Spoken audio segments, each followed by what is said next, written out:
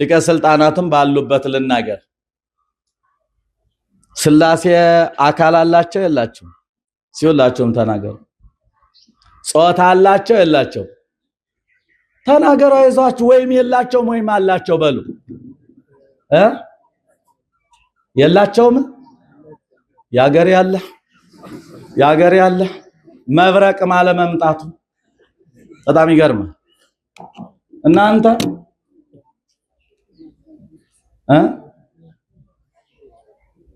የእንታ ቃለ ሕይወት እርሶም ባሉበት ልናገር። አንድ ሰው ሲሰብክ ስለሰማው ሊቀ ስልጣናት እንኳን ኖሩ ዛሬ። አንድ ምሁር ሲያስተምር ሰምቻለሁ። ይህን ነገር ሃይ መባል መቻል አለበት። ጾታ የላቸውም የተባሉ መላእክት ናቸው እንዴ? ከሦስቱ አካላት አንዱ አካል የሌለው ነው እንዴ ከመቤታችን ሰው የሆነው እንዴ? ምንድነው?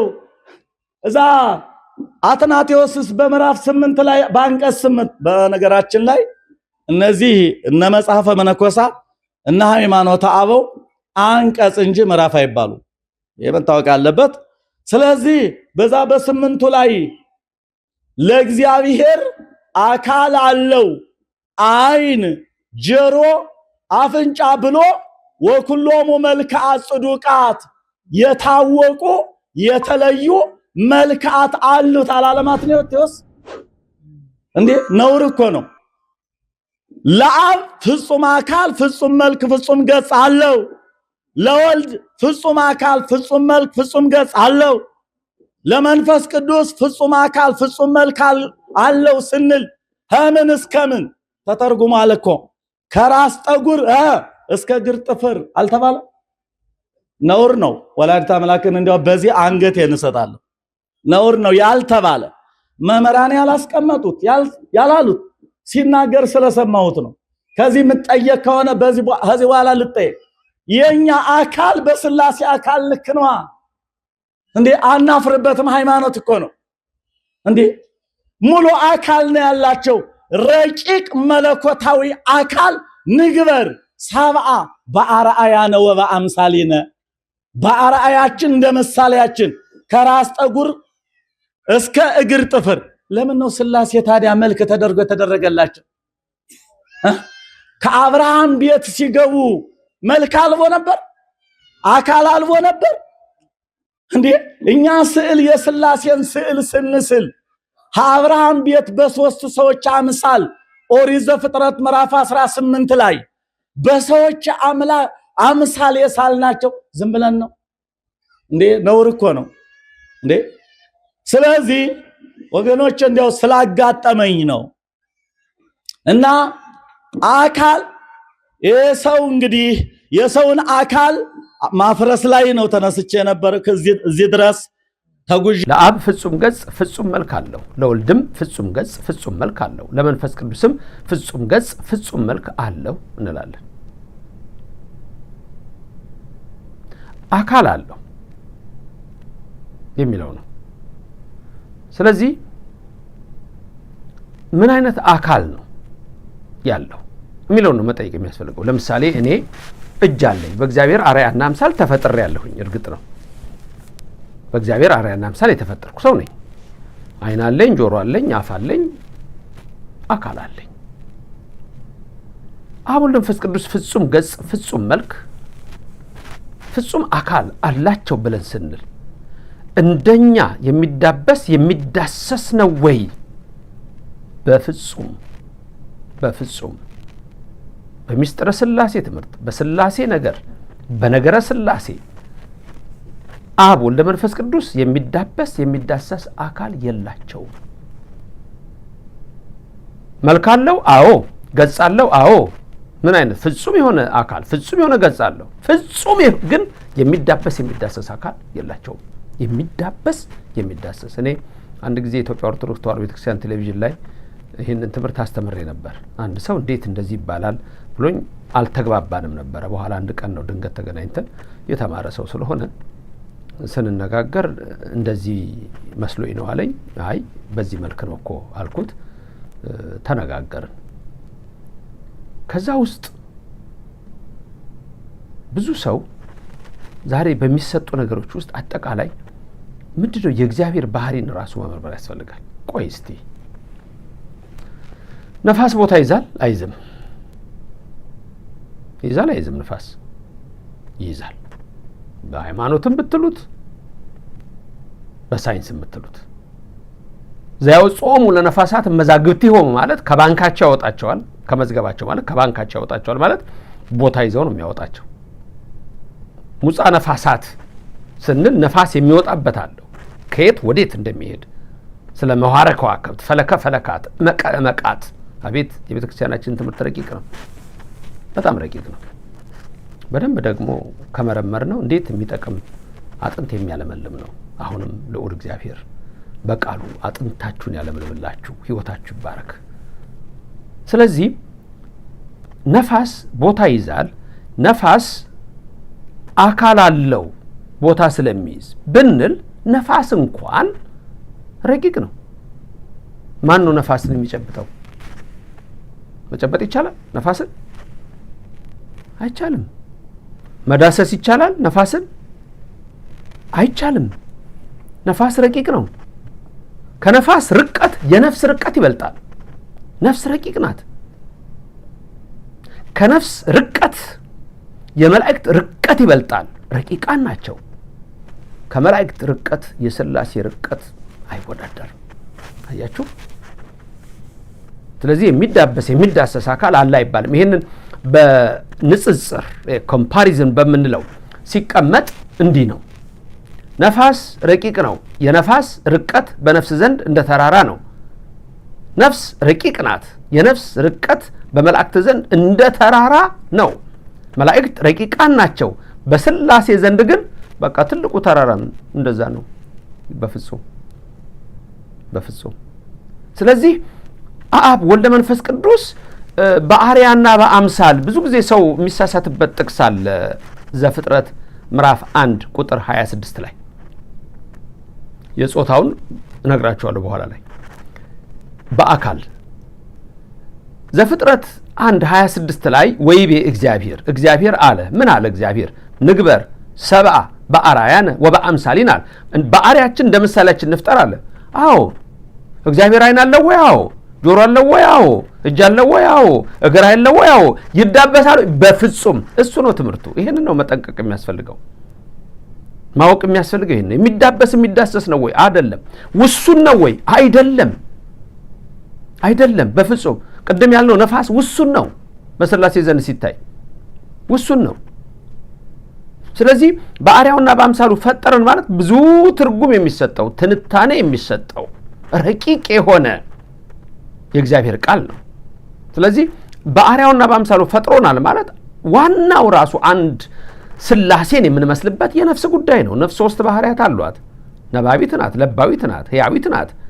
ስለዚህ ለባዊት፣ ነባቢት፣ ሕያዊት ተበላለችና በለባዊነቱ አብ፣ በነባቢነት ወልድ፣ በሕያዊነት መንፈስ ቅዱስ ይመሰላል። 3 ነፍስ አትባልም፣ አንድ ነፍስ ናት። አብ ወልድ መንፈስ ቅዱስ 3 ስም ነው፣ 3 አካል ነው፣ 3 ግብር ነው፣ 3 ክህነት ነው። ግን 3 አማልክት አይባልም። አብ አምላክ ነው፣ ወልድ አምላክ ነው፣ መንፈስ ቅዱስ አምላክ ነው። 3 አማልክት አይባሉም። አብ ሁሉን ቻይ ነው፣ ወልድ ሁሉን ቻይ ነው፣ መንፈስ ቅዱስ ሁሉን ቻይ ነው። 3 ሁሉን ቻዮች አይባልም። አብ ፈጣሪ ነው፣ ወልድ ፈጣሪ ነው፣ መንፈስ ቅዱስ ፈጣሪ ነው። 3 ፈጣሪዎች አይባልም፣ አንድ ፈጣሪ ነው። ክብርና ምስጋና ይግባው እግዚአብሔር። ስለዚህ ይሄንን ነው ጠንቅቀን ማወቅ የሚገባን። ስለዚህ ለአብ ፍጹም ገጽ ፍጹም መልክ አለው፣ ለወልድም ፍጹም ገጽ ፍጹም መልክ አለው፣ ለመንፈስ ቅዱስም ፍጹም ገጽ ፍጹም መልክ አለው ማለት የአካል ውስን ሆኖ ምንነካው ምንጨብጠው ምንዳድሰው ማለት አይደለም። ሁሌ ከምትሰሙት ላሰማችሁ። ቆይ መንፈስ ቅዱስ በእኔም በእናንተ ላይ ይደር። እነዚህን ቃላት ስሟቸው። አኮ ዘቦቱ ለመለኮት ክበብ ከመፀሐይ ወወርህ ወአቅም ከመሰብ አላ መንክር ውእቱ ወንቡር ዲበ አርያሙ ሀበ ኢይበጽሖ ህሊና ሰብ ወኢ ዘመላእክት አእምሮ። ትርጓሜው ምንድን ነው?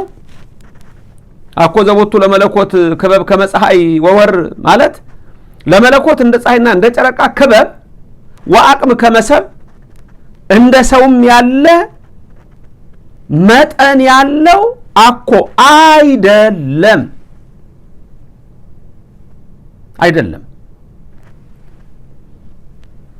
አላ መንክር ውእቱ ድንቅ ነው እንጂ ወንቡር ዲበ አርያሙ ሀበ ኢይበጽሖ ህሊና ሰብ ወኢ ዘመላእክት አእምሮ። ተመልከቱ፣ የሰው ህሊና የአእምሮ የመላእክት ዕውቀት ፈጽሞ የማይደርስበት በአርያም የሚኖር ነው እንጂ ወንቡር ዲበ አርያሙ ዲበ አርያሙ። አሁን ወንቡር ነበረ አለ ተቀመጠ ነው። ግን አሁንም ተቀመጠ ሲባል እግዚአብሔር እንደኔ ቁጭ የሚል አይደለም። አያችሁ። ስለዚህ ብዙ ጊዜ ይሄንን ነው ሚስጥር ማደላደል ምን ነው። ምክንያቱም አንዳንድ ልክ ነው። አሁን ይሄንን የተናገሩ ሰው የተማሩ ሰው ሊሆኑ ይችላሉ፣ በጣም የተማሩ ሊሆኑ ይችላሉ። ግን መማሩ ብቻ ላይሆን ይችላል፣ አይታወቅም። ድንገት የተናገሩበትን አላቅም። ስለማላቅ እኔ ትምህርቱን ነው የማስተምራችሁ። እንዲህ ነው የሚለውን አይደለም የምናገረው። እናንተ ትምህርቱን እንድትይዙልኝ ነው ፈልገው፣ የቤተክርስቲያንን ትምህርት እንድታውቁት ነው የምንፈልገው። ምክንያቱም አንዳንዱ ብሉይ ተምሬያለሁ፣ ሐዲስ ተምሬያለሁ፣ ቅኔ ተምሬያለሁ ይላችሁና ልክ ሌላ ሁሉ ደንቆሮ ነው አላዋቂ ነው ይላል። ተራራ የሚያካክሉ ስህተቶችን ግን በየቀኑ ከአፉ ይረጫል። ስለዚህ እናንተ ኦርቶዶክሳውያን ይሄ የምትሰሙትን ቃል ነው የምነግራችሁ። ይሄ አሁን ለምሳሌ ከቅዳሴ ማርያም ላይ ለአባ ሕርያቆስ መንፈስ ቅዱስ የገለጸለትን ነው መገልጽላችሁ ለእናንተ። መንፈስ ቅዱስ የገለጸለትን ነው። እንደውም ምንድነው የሚለው እዚህ ለመለኮት የሚዘረጋበትና የሚሰበሰብበት ያለው አይደለም፣ ግዛቱ በአገር ሁሉ እንጂ ለመለኮት በላይ ጠፈር በታችም መሰረት ያለው አይደለም፣ ጠፈሩ እርሱ መሰረቱም እርሱ ነው እንጂ። ተመልከቱ፣ ውሱን አይደለም። ለመለኮት ከምድር ከውስጧ የሆነውን ያነሳ ዘንድ ማጎንበስ ራስንም ዝቅ ማድረግ ያለበት አይደለም። ለጴጥሮስ እንዳሳየው ሁሉ በእጁ የተያዘ ነው እንጂ ወደ ላይ እንጠራራም ወደ ታች አያጎነብስም። ለመለኮት በሚታይ ገንዘብ በሚወሰንም ገንዘብ ይሄ በተለይ በጣም ጥሩ ነው። በግዕዙም ልንገራችሁ አኮ ዘቦቱ ለመለኮት እንግዳ ወፍጽ ወዘባን እንተድር በዘኢይትረአይ ወበዘኢይትገመር አላ ግልቡ ውእቱ በነደ እሳት ነደ እሳትሰ ለሊሁ ውእቱ ወመለኮትሰ ንጹሕ ወጽሩይ ወብሩህ ውእቱ። ክብር ምስጋና ይግባው። ምን ማለት ነው ይሄ?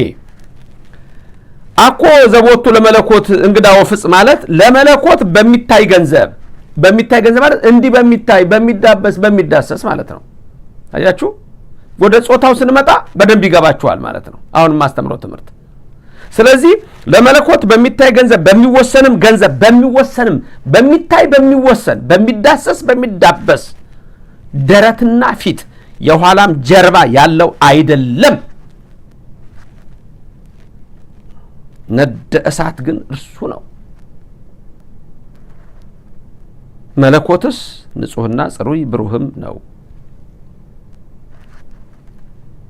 በሚታይ በሚወሰን ገንዘብ ደረት፣ የኋላ ጀርባ፣ እጅ፣ እግር፣ ዓይን፣ ጆሮ፣ አፍንጫ፣ አፍ፣ እግር ያለው አይደለም።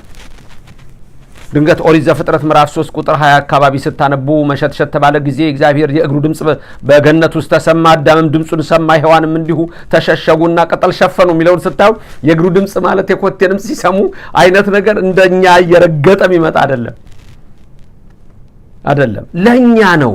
ድንገት ኦሪት ዘፍጥረት ምዕራፍ 18ን እንዳያችሁት በአብርሃም ቤት እኮ ገቡ ማለት በሰው ተመስለው መጡ እንጂ እኮ ያ አይደለም እኮ እንደ ተሸክሞት ገባ ብለን ምን ተርከው ሁሉ በቃ አካል ለአብርሃም ተገልጾለት ባለ ሁኔታ ነው እንጂ ያ ነው ማለት ነው እግዚአብሔር? በፍጹም።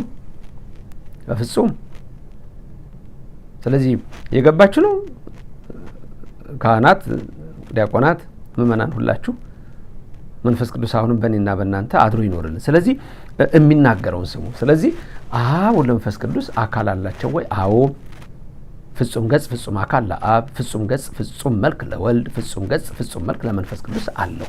ግን የሚዳበስ የሚዳሰስ አይደለም። ታዲያ እኮ ትርጉሙ የስጋዊ ትርጉም ታዲያ ምንድን ነው? ተሰገወ፣ ከሰማይ ሰማያት ወረደ፣ ቃል ስጋ ኮነ የሚለው ዮሐንስ ወንጌል ምዕራፍ 1 ቁጥር 14 እኮ የሚዳበስ የሚዳሰስ አካል ስለሌለው ከድንግል ማርያም ተወልዶ ሰውን ለማዳን እኮ ነው።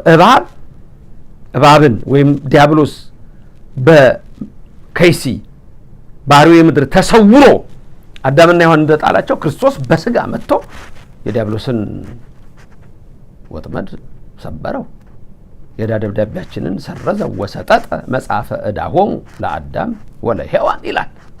ተሰረዘልን። በትስብእቱ ተረግጦ በመለኮቱ አቅልጦ ምንለው ዮርዳኖስን የዕዳ ደብዳቤ ይሄ ነው። ተሰቀለ ተቸነከረ የምንለው እኮ ከቅድስተ ቅዱሳን ከድንግል ማርያም በነሳው ስጋ ነው። መለኮት በተዋህደው ስጋ ማለት ነው። ስለዚህ አሁን ዋና የፈለኩት ምንድን ነው? አብ ወልድ መንፈስ ቅዱስ ስንማር በስም 3 አዎ አብ ወልድ መንፈስ ቅዱስ፣ በግብር 3 አዎ አብ አባት ወልድ ልጅ መንፈስ ቅዱስ ሕይወት፣ በአካል 3 አዎ አብ ፍጹም ገጽ ፍጹም አካል አለው፣ ወልድም ፍጹም ገጽ ፍጹም አካል አለው፣ መንፈስ ቅዱስም ፍጹም ገጽ ፍጹም አካል አለው። ይዳሰሳል ወይ? በፍጹም። ይዳበሳል ወይ? በፍጹም። ይታያል ወይ? በፍጹም። ይወሰናል ወይ? አይወሰንም። 1 አይታይም፣ 2 አይወሰንም፣ 3 አይዳበስም፣ 4 አይዳሰስም። ይሄ ነው የቤተ ክርስቲያናችን ትምህርት። ቀጥሎ ወደ ጾታው እንሄድ። እንግዲህ ታዲያ አሁን ወደ ጾታው ስንሄድ በደንብ ማስተዋል ያለባችሁ ጾታ ለሁሉም ይሰጣል፣ የማይኖራቸውም ይኖራሉ። ለምሳሌ በእንግሊዝኛው ጀንደር ብለን ስንል ሜል አለ፣ ፊሜል አለ። ዋናው ጾታ ወንድ ሴት ተብሎ የሚሰጥ ነው። ኮመን የሆኑ በግራመር ትምህርቶች ላይ የወል የምንለው እሱ ለግራማቲካል ትምህርት ነው እንጂ ለምሳሌ እስቲ ቀላል ጥያቄ ልጠይቃችሁ። በቤታችሁ ውስጥ አሁን በር አለ አይደል? መዝጊያ ወይም በር የምንለው ብዙ ጊዜ ይሄ መግቢያው ነው በሩ። ይሄ እኛ በሩን ዝጋው የምንለው ይሄንን ክፍተቱን ዝጋው። እንደዚህ አይነት ነገሮች ስነግራችሁ በደንብ እንድትይዙልኝ ይፈልጋለሁ። በነገራችን ላይ አንዳንድ ነገሮች ስነግራችሁ ይሄ ከባህል አኳያ ባለፈው አቁራሪ ተማት ስንማር ቁር ማለት እንዴት ደጋ ማለት ቀዝቃዛ ማለት እንደሆነ እንዳነሳዋቸው አሁን ደግሞ ይሄንን በዚህ መሀል እስቲ ልንገራችሁ፣ ችግር የለም። መዝጊያና በር ልዩነቱን ታውቃላችሁ? መዝጊያና በር ማለት ይሄ ነው። ይሄ ክፍተቱ በር ነው። ይሄ ክፍተቱ በር ነው። መዝጊያ ማለት ደግሞ ይሄን የሚዘጋው የሚከፈተው የሚዘጋው እሱ መዝጊያ ነው። በሩን ዝጋው ስንል ይሄንን የተከፈተውን ዝጋው ነው። ስለዚህ እኛ ግን ምን ይመስለናል? በር የሚባለው ይሄ መዝጊያው ይመስለናል። ገባችሁ? አውቀ ነበር አላውቅም ነበር። አሁንም እንደተለመደው ትነግሩኛላችሁ። ለመሰላችሁ ደስ ይለኛል፣ ያበረታኛል፣ ብዙ እንድነግራችሁ ይገፋፋኛል። ለምን? በዚያን ነገር ላይ በጣም ብዙ ነገሮች ናቸው በዚህ በኑሯችን ላይ አንትሮፖሎጂካል፣ ሶሻል አንትሮፖሎጂካል፣ ባዮሎጂካል አንትሮፖሎጂ፣ ሶሻል አንትሮፖሎጂ፣ ካልቸራል አንትሮፖሎጂ፣ ሊንግዊስቲክ አንትሮፖሎጂ፣ እነዚህን በደንብ ገና የምነግራችሁ ብዙ ይኖረኛል። ኢትዮጵያ ቤተክርስቲያናችሁ ኦርቶዶክስ ተዋሕዶ ቤተክርስቲያን ምን ያህል ሌላውን ዓለም እንደቀደመች ሁሉ የምታዩበት ነው። ይህም ብዙዎች አይፈልጉም አውቃለሁ። ውስጥም ያሉ የተሐድሶ ቄስነን መርጌታንን የሚሉ ተሐድሶውያን፣ ውጭም ያሉ ከሃዲያን አላውያን አይስማሙም፣ አይወዱትም። ለምን? የኢትዮጵያ ባህል እንዲጠፋ ስለሚፈልጉ ነው። በርና መዝጊያን ማወቅ ራሱ ቀላል ነገር አይደለም። ምን ይጠቅመኛል ካልክ መብት ነው፣ አይጠቅምህም። ይጠቅመኛል ካልክ ይጠቅመሃል። እንደሱ ነው። የሚጠቅማቸው ሰዎች ስላሉ ደስ ይለኛል። በሩን ዝጋው ትላላችሁ ወይም በሯን ዝጋት። በአብዛኛው በሩን ዝጋው ነው። በር ጾታ አለው። በንግግሩ ላይ ተመልከቱ፣ ወንድ ነው አይደለ? በሩን ዝጋው ከተባለ ወንድ ነው። እሺ ፀሐይ ጾታ አላት አልኩ አሁን ራሱ። ወይም ፀሐይ ጾታ አለው። ግን እንደንግግራችሁ ፀሐይ ወጣ ትላላችሁ ወይስ ፀሐይ ወጣች? ፀሐይ ወጣ ትላላችሁ። ግን በአብዛኛው የምትሉት ምንድን ነው? ፀሐይ ወጣች። ጨረቃው ምን ይመስላል ነው የምትሉት? ጨረቃዋ ምን ትመስላለች ነው የምትሉት። ተመልከቱ። አሁን ይሄ ምንድን ነው? ጾታ ነው። ለምሳሌ ነፍስና ስጋ ነው ሰው ማለት። ስጋ ጾታው ምንድን ነው? ነፍስ ጾታው ምንድን ነው? ወይስ ስጋ ጾታዋ ምንድን ነው? ነፍስ ጾታዋ ምንድን ነው?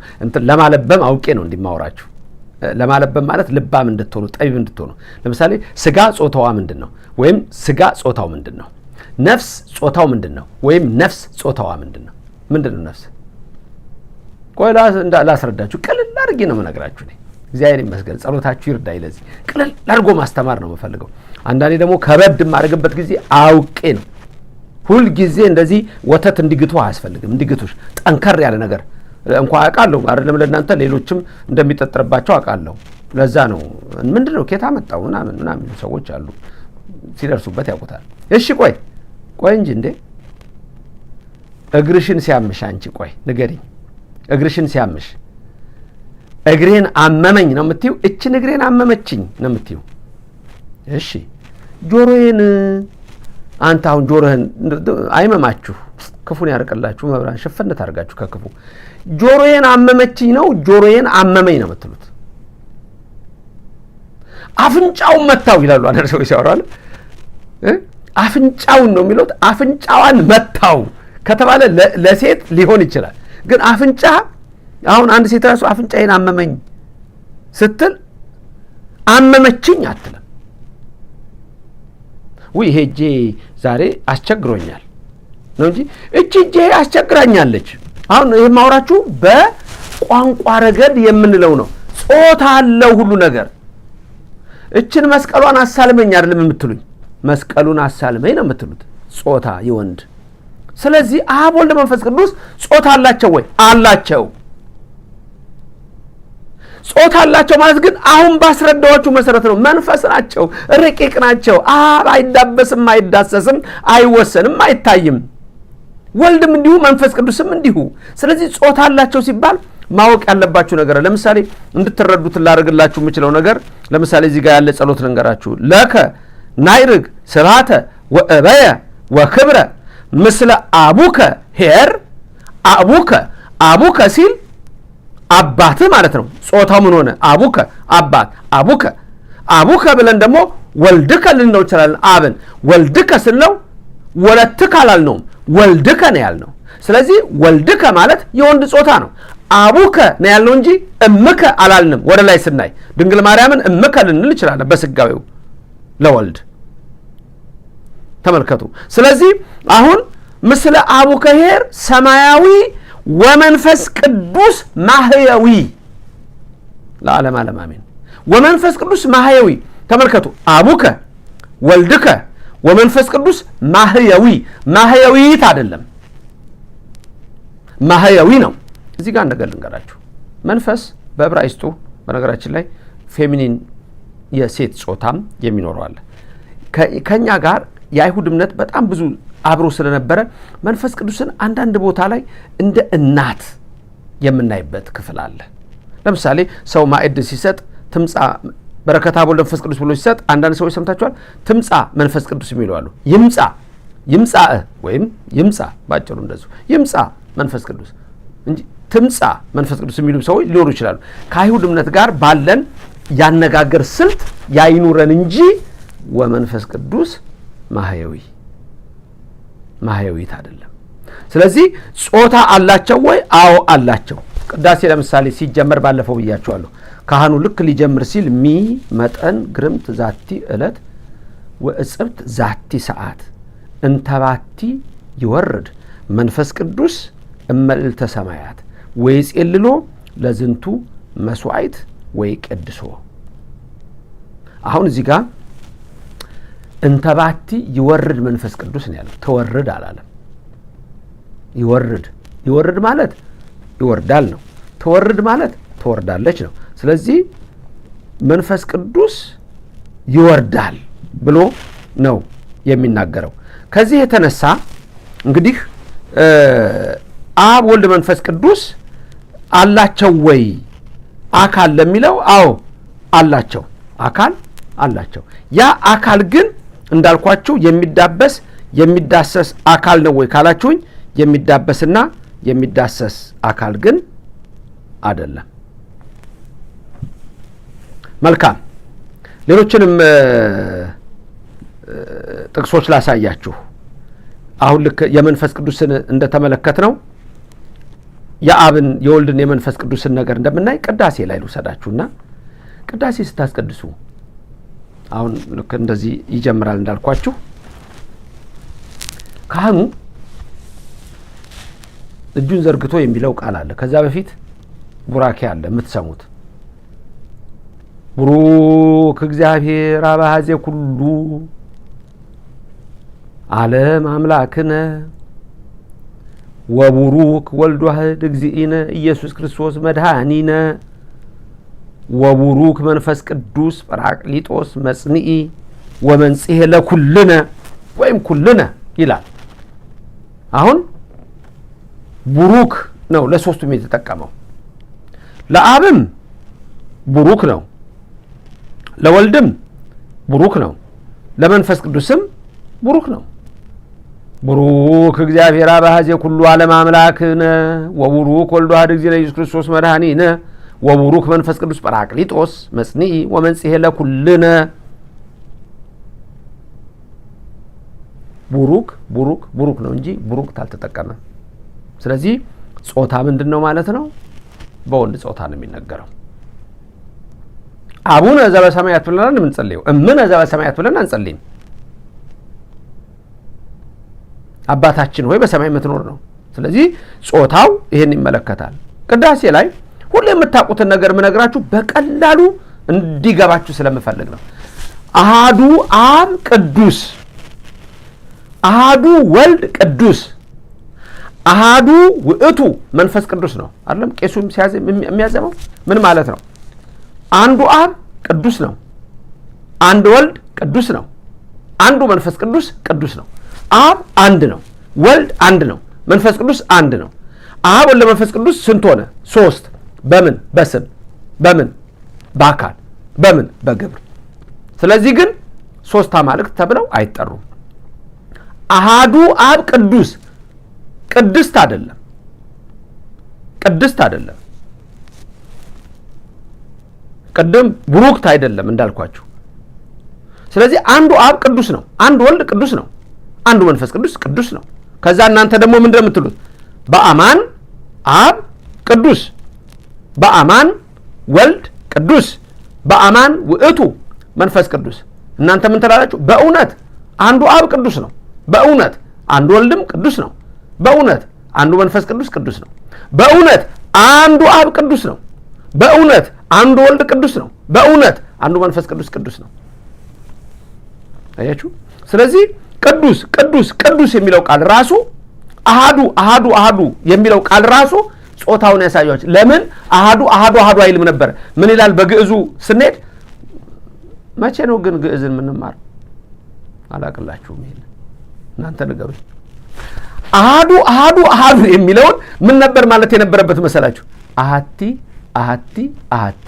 ጾታው ሴት ቢሆን ኖሮ ለሴት አሃቲ ነው የምንለው፣ ለወንድ አሃዱ ነው የምንለው።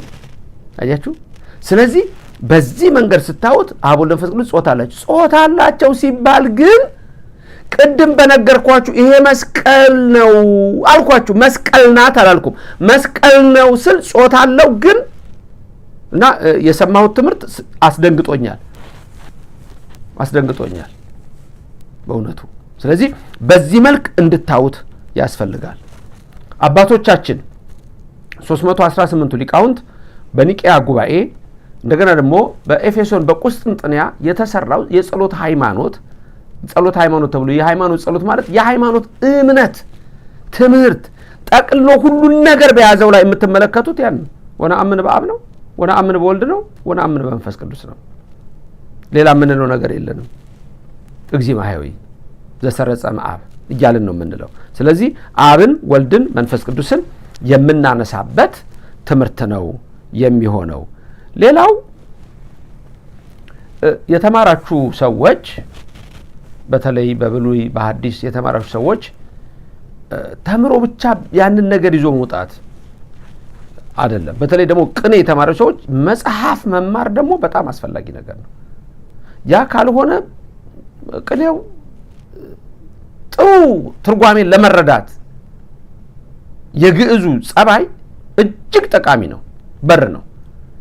እዛው ላይ ቀርቶ ብሉይ የተማረው ሐዲሱን ሳያውቅ ሐዲሱ የተማረው ብሉይን ካላወቀ የብሉዩ ሐዲሱን ሊንቅ ነው፣ የሐዲሱ የብሉይን ሊንቅ ነው፣ የቅኔው ሌላውን ሊንቅ ነው፣ ሌላው እሱን ሊንቀው ነው። አሁን ትልቁ የቤተ ክርስቲያናችን ችግር እሱ ነው። በእውቀት ሰው አይከበርም። አውቃለሁ ብቻ ነው። አውቃለሁ እንዴት እንዲህ ይላል። በተለይ አሁን ቲክቶኩ ሶሻል ሚዲያው ተመችቷል። በቃ እየቀረበ በቃ እንዳሻው ነው የሚያወራውና ለእናንተም መክረው ምክር ምንድነው? በተለያየ አቅጣጫ ማየት ያስፈልጋል። በተለያየ አቅጣጫ ለምሳሌ መልክዓ ሥላሴ አለ። አካል እንዳላቸው ይናገራል። አዎ አላቸው። ሰላም ለአብ ወለወልድ ቃሉ ወለመንፈስ ቅዱስ ሰላም ዘአካሎሙ አካሉ የሚል የመጀመሪያው ላይ ያለ አለ። ያ ማለት ምንድነው? የአብ ወልድ መንፈስ ቅዱስን ሩይ የሆነ ሩይ ማለት ትክክል ማለት ነው። አካላት እንዳላቸው ፍጹም ገጽ ፍጹም መልክ እንዳላቸው ሊያሳዩ የሚችል ነው። አብ አባት፣ ወልድ ደግሞ ቃል የተባለው ወልድ፣ ማህያዊ የተባለው ደግሞ ከነሱ አይለይም መንፈስ ቅዱስ። እሱም እንደ አብ እንደ ወልድ አካል አለው። ምክንያቱም ይሄ ሶስት ጉባኤያቱን አራተኛውን ጉባኤ ባለፈው ከእንግሊዝ ይሁን ከጀርመን አንድ ሰው ደውሎልኝ ላይቭ ላይ እንትኖቹን እየሰጋን ያለ ነው። አሁን በተለይ በቲክቶክ ላይ ወደፊት በእርግጠኝነት መነግራችሁ አሪዮስ እንዲህ ብሎ አስተምሮ ብሎ የሚጠቅስ ሰው እንደሚመጣ ወቁ። መቅዶኒዮስ እንዲህ ብሎ አስተምሮ የሚል ሰው እንደሚመጣ ወቁ። ለምን ተጀምሯል አይቻለሁኝ። የኢትዮጵያ ቤተክርስቲያን ምንም እንደማትለይ ወይም ደግሞ ሌሎች ነገሮችን በማሰብ የካዲያን ትምህርት በማስገባት ላይ ያሉ ሰዎች አሉ። ባለፈው ስለ ታቦቱ ስነግራችሁ በደንብ ያየሁት ነገር እሱ ነው። አደገኛ አካሄድ በቤተክርስቲያናችን ውስጥ እየመጣ ነው ያለው። ሶሻል ሚዲያው ላይ ነው። ያን ደግሞ አባቶች አዩ፣ ሌሎቹም አይመለከቱም። እናንተ ናችሁ ብዙ ጊዜ ልታዩት የምትችሉትና አደገኛ ፍሬን የበጠሰ አካሄድ አይቻለሁኝ። ተማርንም የሚሉ አልተማሩም የተባሉትም ጭምር ያና ያለው። ሰላም ለገጽክሙ የሚል አለ መልክዓ ሥላሴ ላይ። ለምሳሌ ለአብ ለወልድ ለመንፈስ ቅዱስ ለየብቻው ሲሆን ለገጽከ ተብሎ ይነገራል። ለየብቻው ለገጽከ ማለት ለዚህ ለገጽህ ነው። ለሥላሴ ሲሆን ግን ለገጽከ የሆነው ወደ ምን ይመጣል? ገጽከ የሆነው ገጽክሙ ይመጣል። ለገጽከ የሆነው ለገጽክሙ ይመጣል። ስለዚህ መልክዓ ሥላሴ ላይ የምታገኙት ሰላም ለገጽክሙ እምአይነ ፍጡራን ዘተሃባ ነው። እምአይነ ፍጡራን ዘተሃባ፣ ይሄ ገጽ ይሄ አካል ከሰው አይን የተሸሸገ ነው። የሚታይ የሚዳበስ አይደለም። ሀባ ማለት ሸሸገ፣ ሸፈነ ወይም ረቂቅ ለሆነ ነገር የምንጠቀምበት ነው። ስለዚህ ሰላም ለገጽክሙ ብሎ አይነ ፍጡራን ዘተሃባ ብሎ ነው የሚያመጣው። ብዙ ያስተማርኳችሁ መሰለኝ አይደለም ወገኖቼ? ግን እንደያዛችሁት ተስፋ አድርጋለሁ። ልደምድመው። እናንተ ደግሞ የሰማችሁትን ለሌላ ሰው አሰሙ። ሁላችሁም ደግሞ ላይክ እና ሼር አድርጋችሁ ሰው እንዲደርሰው የራሳችሁን አስተዋጽኦ አድርጉ። አዲስ የሆናችሁ ደግሞ በየቀኑ መማር ስላለባችሁ ሰብስክራይብ አድርጉ። ባለፈው ብያችኋለሁ፣ በጣም ብዙ ሰው ሰብስክራይብ ያደርገው ብያችኋለሁ። እንኳን ወደ እግዚአብሔር ቤት በሰላም መጣችሁ። ሁላችሁ የእግዚአብሔር ጉባኤ ነው የምንማረው፣ መጽሐፍ ነው የምንማረው፣ ቅዳሴ ነው የምንማረው፣ ብሉይ ነው የምንማረው፣ አዲስ ነው የምንማረው። እኔ ሁሉንም ነው የማስተምራችሁ። እንደ አቅሜ ደግሞ ሁሉንም ተምሬ ነው እንጂ ሳልማር የማስተምረው ትምህርት የለኝም። መልካም። አብ ወልድ መንፈስ ቅዱስ ወይም ሥላሴ እግዚአብሔር አካል አለው። አዎ አካል አለው። ለአብ ፍጹም ገጽ፣ ፍጹም መልክ፣ ፍጹም አካል፣ ለወልድም ፍጹም ገጽ፣ ፍጹም መልክ፣ ፍጹም አካል፣ ለመንፈስ ቅዱስም ፍጹም ገጽ፣ ፍጹም መልክ፣ ፍጹም አካል። ይህ አካል ግን አንድ የሚታይ፣ ሁለት የተወሰነ፣ ሶስት የሚዳሰስ፣ አራት የሚዳበስ ነው ወይ? አይደለም፣ በፍጹም። መልካም። ጾታስ? አብ ወልድ መንፈስ ቅዱስ በጾታ ንግግር ይነገራሉ ወይ? አዎ። አንተ ተብለው ይነገራሉ። አንትሙ ተብለው ይነገራሉ። ገጽከ ተብሎ ገጹ ይነገራል። ገጽክሙ ተብሎ ገጻቸው ይነገራል። ግን ጾታ ስንል ይግባችሁ። በነገርኳችሁ ይሄን መጽሐፍ አነበብኩት ብላችሁ ይሄ መጽሐፍ ጾታ አለው ማለት አይደለም። የኢትዮጵያ ቤተክርስቲያን ትምህርት ይሄ አይደለም። ሰው ተነስቶ ሊቅ ተብሎ አዋቂ ተብሎ አይ ኧረ እንደሱ አይደለም ብሎ ሊያስተምር ከተነሳ ትምህርቱን እንዲያስተካክል ይመከራል እንጂ አይደገፍም። አብ ይባርካችሁ፣ ወልድ ይባርካችሁ፣ መንፈስ ቅዱስ ይባርካችሁ። ጨረስኩ። እንግዲህ በዚህ የነገዋን ሰዓት ደግሞ እግዚአብሔር ያገናኘን። የማታውን ጨለማ ገፎ የጠዋቱን የማለዳ ብርሃን ያሳየን። ከጠዋት እስከ ማታ ደግሞ ጠብቆ ምሽቱን ሌሊቱን ሁሉ ያዕቆብን በመንገዱ የጠበቀ ይጠብቃችሁ። አብርሃምን ጋሻ ነኝ ያለ ጋሻ ይሆናችሁ። ስትወጡም ስትገቡም ረድኤቱ አይለያችሁ።